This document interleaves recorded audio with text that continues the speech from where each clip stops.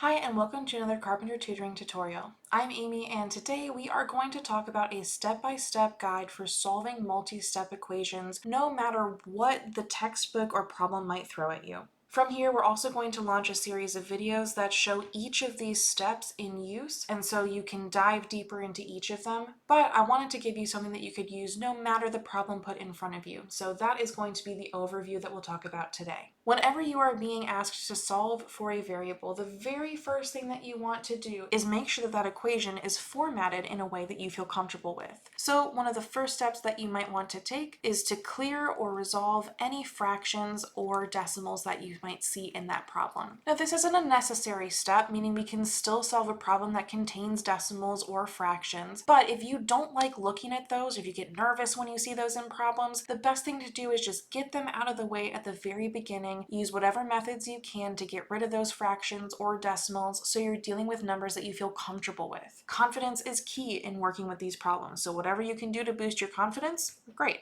Once you have your fractions and decimals in a place that you like them, you can move on to making sure that you remove any parentheses that might be surrounding or trapping variables. The way that we do this is by distributing in any values that are on the outside of that group. A tricky one to remember here sometimes is the fact that a subtraction sign can also be something that can be distributed inside. So if I have a problem like 5 minus the quantity x plus 2, even though this is functioning as subtraction in the overall problem, in the context of just the grouping symbols, it's really a -1 that's being multiplied by the entire group in parentheses. So we would need to distribute this in as a -1 in order to free everything from the parentheses. The benefit of doing this step, of course, is that it gets all of your variables freed. They're no longer trapped inside parentheses, so now you can move on to the next steps. Once you've dealt with fractions and decimals and make sure no variables are trapped inside parentheses, we can move on to combining any like terms that might be on the same side of the equation.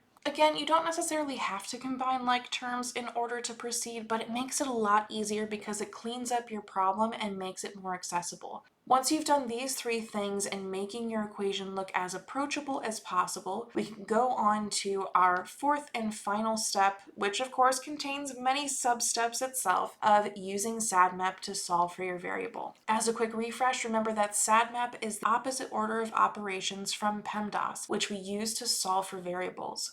PEMDAS is used to solve expressions or simplify expressions. SADMEP is used to solve for variables. SADMEP tells me to break any addition or subtraction relationships with the variable first.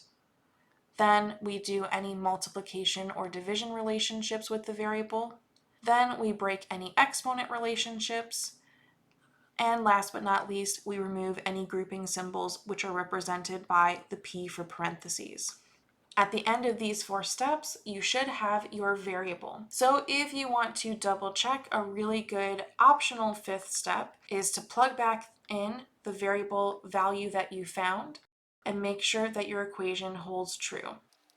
Especially if you're working on a test or a quiz where you have extra time, adding in this step can help make sure that your answer is correct and guarantee you get the most points possible. If you find that your answer does not work when you plug it back in, it means you can go back and scan through your work and look for any places you may have made a mistake. Whether you choose to do this final step or not, using the first 4 should still get you to your final answer without any problems. I hope it's been helpful to get an overview of the steps that you should take to complete a multi-step solving for a variable problem. If you have any questions or other topics that you'd like to see covered, please let me know in the comments. If you enjoy our content, I hope you'll consider liking this video and subscribing to our channel. Thanks so much for spending part of your day with me, and I'll catch you next time.